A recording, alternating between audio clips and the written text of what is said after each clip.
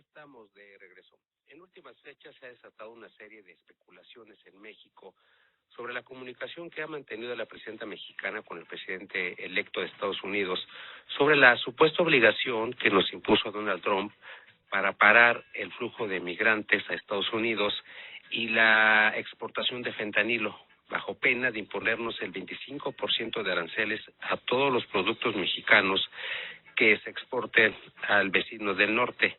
Pero hay un dato más. Estados Unidos también le exige a México que pare de comerciar con China en vista de que nuestro país es una parte importante del nuevo Tratado de Libre Comercio en Norteamérica, y este es el tema que de alguna manera como que ha sido más relevante. Pues México efectivamente ha implementado varias acciones para frenar el comercio con China y la exportación de productos chinos a Estados Unidos.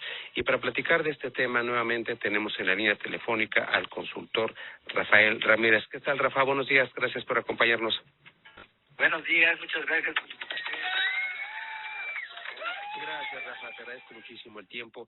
Pues platícanos, Rafa, ¿qué tan viable es esta posibilidad de que el gobierno electo de Donald Trump imponga aranceles a todos los productos mexicanos?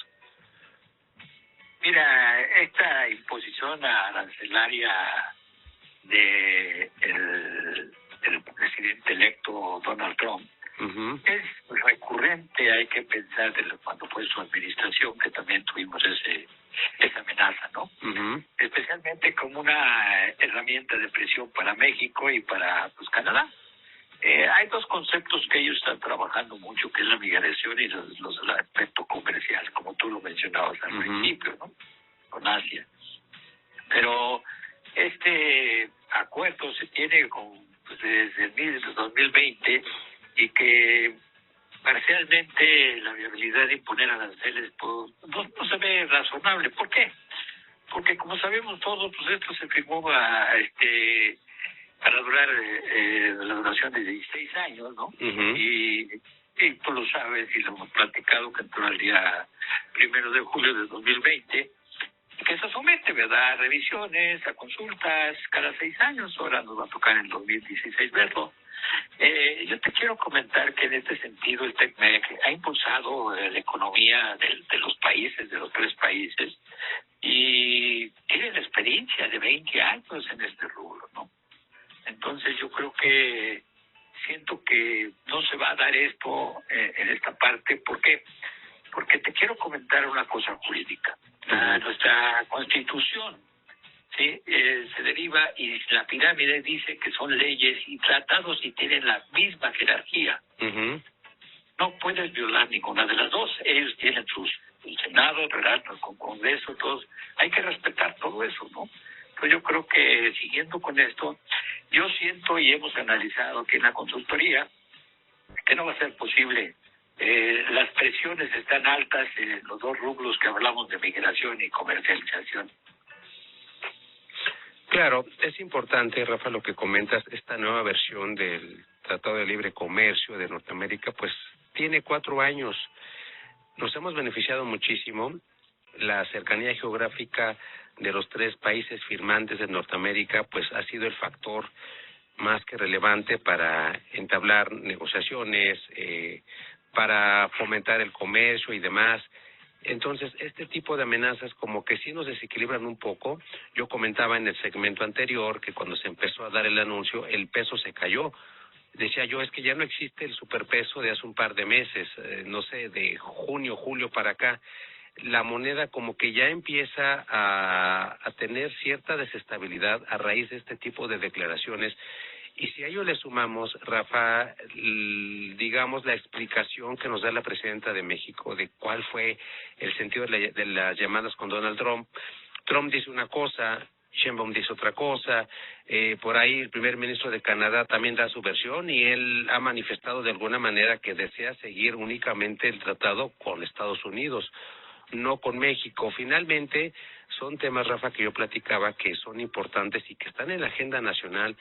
El tema migratorio, la exportación de fentanilo, el comercio con China. Entonces, por cuestiones de cercanía geográfica, sobre todo por cuestiones de geopolítica, creo que pues México debe pues hacer lo propio en cuanto a los problemas que dice Estados Unidos y que nos toca a nosotros resolver, pero finalmente nosotros no tenemos la culpa de todo lo que se nos quiere imponer.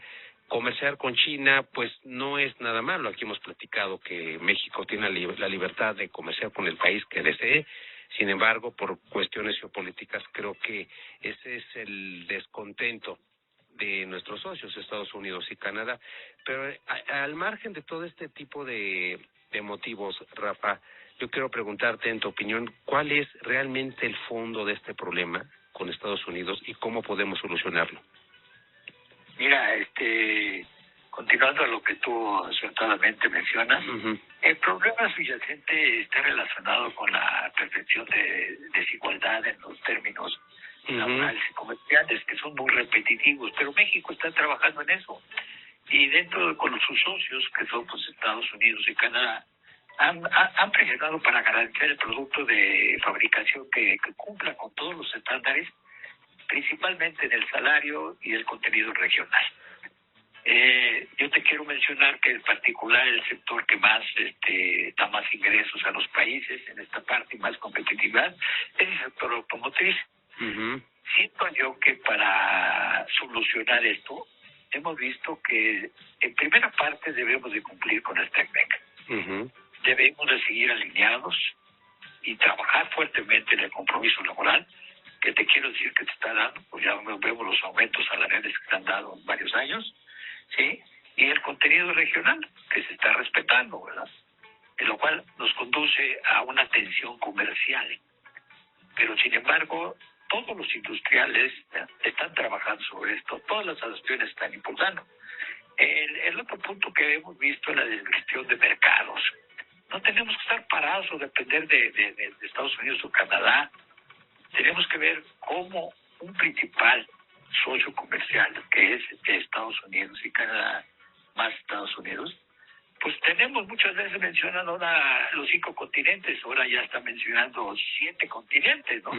El contenido de esos es tratar de ver las necesidades que están en esos países. Si nosotros vemos a la India, es el número 1 en la tecnología de información, o sea, en procesamiento de datos. ¿Sí? Entonces, ahora hablan de nearshoring, que antes era el joint venture, ¿verdad? Es el momento de tener esa oportunidad, porque tenemos Asia-Pacífico, que tenemos mucha relación con estos países, que nos pueden llevar a una parte muy importante de poder conseguir acuerdos bilaterales. ¿Sí? Por el otro lado, creo que hay la oportunidad de fomentar las mini-pymes, impulsar la competitividad de las pequeñas y medianas empresas para fortalecer las exportaciones. Debemos de provocar las cadenas productivas. ¿Por qué? Si provocamos las cadenas productivas, el beneficio que tenga la industria automotriz la tendrá las autopartes y la tendrá los demás que hacen aspectos de plásticos, ¿verdad? De aluminio, etcétera. Entonces, pero hay dos cosas que hemos visto orales, que se están repite y repite. La ley laboral, que es un resultado de establecer adecuada legislación en México, que se debe de dar igualdad con Estados Unidos y Canadá. Y así la desigualdad entre estos países con México pues ya será más clara, ¿verdad? Sumar, o en otra palabra, trabajar en equipo. El objetivo de los trabajadores de estos 3 países, tener sueldos y derechos laborales similares en sí.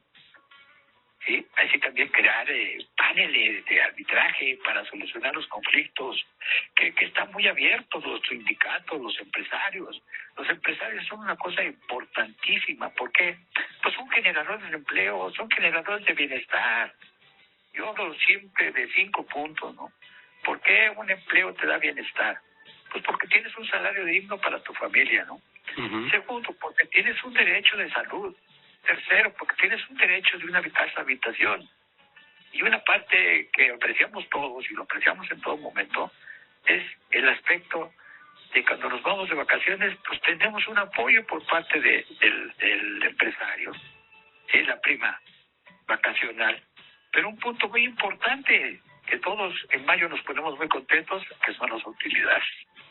Entonces, esos 5 puntos creo que se van a hacer básicos para poder tener todo esto y poderlo hacer.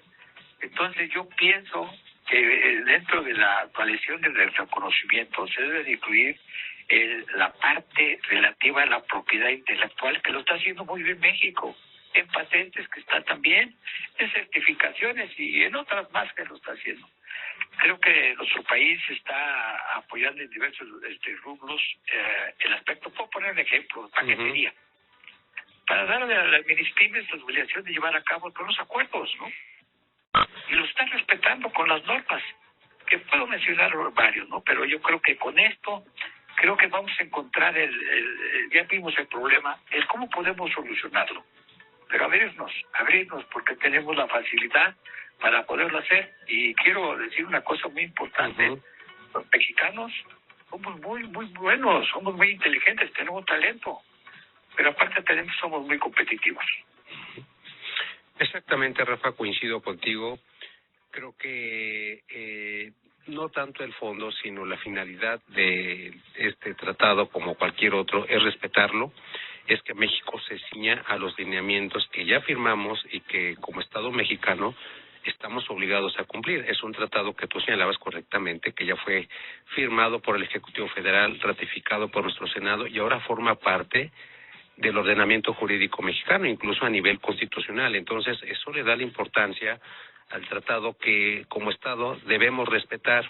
Ya desde hace varios meses, incluso desde el gobierno anterior, mejor dicho, empezaron las especulaciones de que México empezaba a incumplir ciertos lineamientos. Entonces, tenemos que ceñirnos al tratado, Rafa, coincido contigo, y obviamente, pues hacer valer el talento de México, el talento y la creatividad de nuestros trabajadores, la creatividad de nuestras empresas y ver la manera, como lo comentabas, de que este tratado pues beneficie a la mayor parte de empresas que tenemos en México. Aquí hay muchísimas pymes, en Coparmex yo creo que de 5 empresas, 3 o 4 son pymes, entonces creo que todas las empresas tienen el mismo derecho a sobresalir, a beneficiarse de ese tratado y cualquier otro que México vaya a celebrar. Eso es lo importante, Rafa, por eso también coincido contigo, creo que es una manera de presionar de Estados Unidos a México. Sin embargo, como te decía, este tipo de noticias aquí nos desequilibran muchísimo, pero pues vamos a mantener la calma, vamos a ser objetivos y que México entienda como país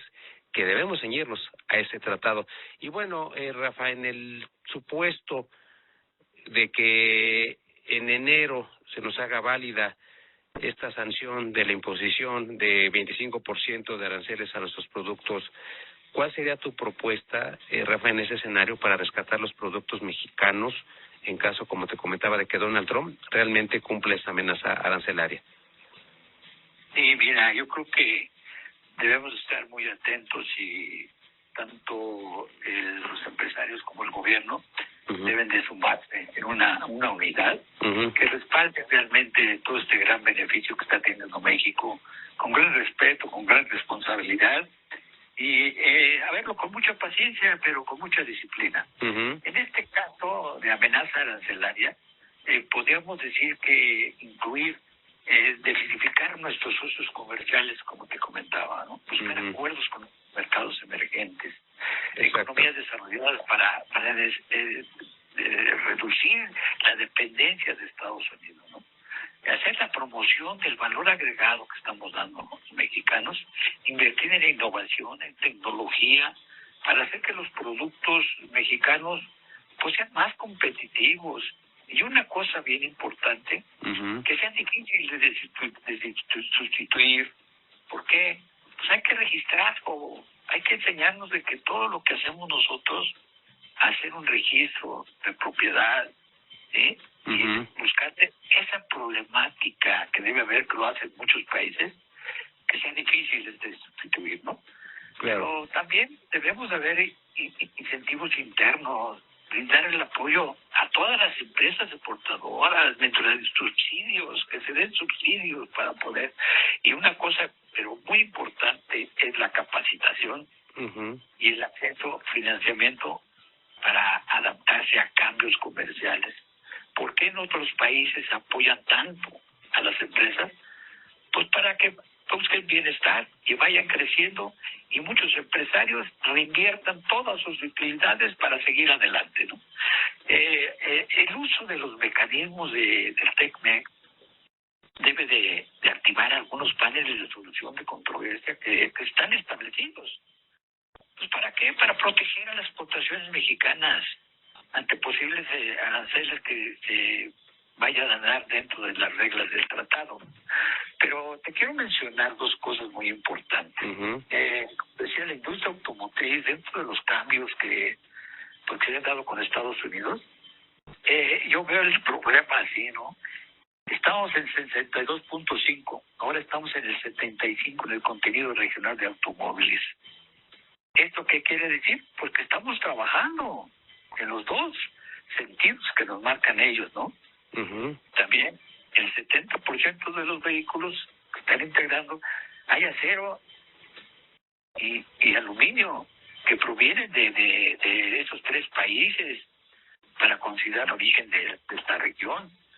A un lado todo esto, pues estamos obligados a que la industria automotriz cumpla con los porcentajes mínimos de contenido laboral que se está dando, la aplicación y promoción de obligaciones de un valor de vehículo que debe ser producido con trabajadores con un sueldo superior a $16 que se está dando. Yo te quiero decir una cosa, la hora que pagan allá a técnicos muy especializados está hablando casi ya de $18 la hora, ¿no?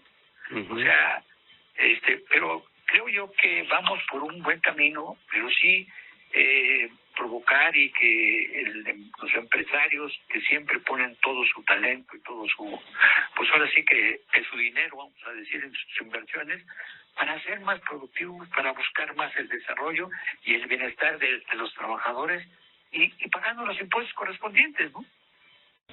Claro, Rafa, buen punto. Igualmente coincido contigo, creo que México debe buscar la diversificación para no depender tanto de Estados Unidos, y es que desgraciadamente esa es una realidad, Rafa. Yo creo que de 5 empresarios, 3, tal vez 4, tienen negocios en América del Norte o quieren negociar con América del Norte. Esta situación agrava muchísimo la dependencia que tenemos con los vecinos del norte. A nivel política también somos muy dependientes y creo que esa es una buena opción que hemos platicado, de ver que México y sus empresarios tengan otras opciones, Europa, Asia-Pacífico, Euroasia, con controversias con China y Rusia, pero bueno, es un sector importante, está Latinoamérica, en fin, hay muchas partes del mundo que el empresariado mexicano puede explorar y obviamente nosotros como parte del sector privado tenemos que ver la manera de que nuestros empresarios en general, los socios, Coparmex, Metropolitano en particular, pues busquen nuevos caminos, nuevas rutas que les permita crecer, tal vez exportar o hacer match con empresas que se dediquen a lo mismo, que puedan comprar o vender algo. Pero eso es lo importante. Y desde el sector privado creo que lo estamos haciendo bien, Rafa. Vamos a ver qué pasa con nuestros gobiernos, qué pasa en el futuro y obviamente pues si hay algo relevante pues te vamos a buscar para que platiquemos del tema en cuestión. ¿Te parece, Rafa? No, siempre a las órdenes, sabes que estamos siempre dispuestos a sumarnos a este gran equipo de Coparmex Metropolitano, que viene, mira, quiero, si me permite, con todo esto, una información. El aspecto que hablaba yo de Asia-Pacífico, se puede alcanzar una cosa preferencial. Hay 11 economías muy importantes.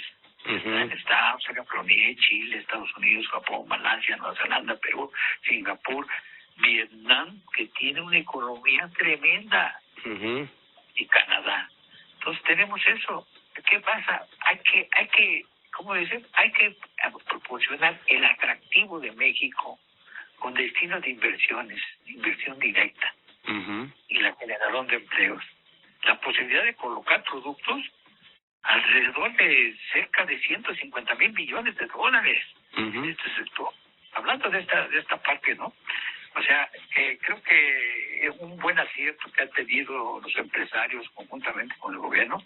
Es la oportunidad de riesgo para México de nuevos acuerdos comerciales que pueden impulsar lo importante, una esperada modernización de nuestro país que puede aumentar en miles y millones de dólares.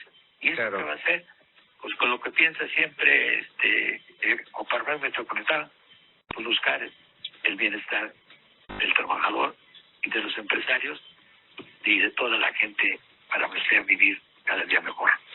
Exactamente, Rafa. Yo creo que vamos a retomar esta propuesta tuya. Hay que plantearla ya en el centro y, como te comentaba, a ver si para el 2025 armamos el programa de expansión y que nuestros empresarios busquen la expansión en el extranjero y que nuestros gobiernos municipales, que yo lo he platicado muchísimo, tienen que hacer atractivo su ayuntamiento o su alcaldía para que la inversión llueva en el Estado de México. Entonces, eso es otro punto importante. La inversión extranjera se va a Ciudad de México, al norte o al Bajío, no al Estado de México. Yo creo que ya es nos toca, Rafa, hacer algo a nivel equipo, el sector privado y sector público en el área metropolitana para que la inversión llueva a nuestra entidad. Bueno, Rafa. Mira, una cosa que me llamó la atención aquí, en una reunión que tuve con los empresarios, me decían, México es el World Trade Center del mundo. ¿Por qué? Porque tenemos Asia-Pacífico, Golfo de México, Norte, Centro, Sudamérica, y con los continentes muy cercanos. Claro. Estamos en un lugar privilegiado. Ya después platicaremos de una parte de logística de impacto integral que nos va a dar a nosotros más impulso. Y más que nada te agradezco que me hayas invitado y sabes que siempre cuentas conmigo para poder seguir trabajando conjuntamente para lograr que se den las cosas. Claro que sí, Rafa. Al contrario, yo te agradezco muchísimo tu tiempo y tu espacio y nos vemos pronto para saludaros personalmente. Ok, muchas gracias.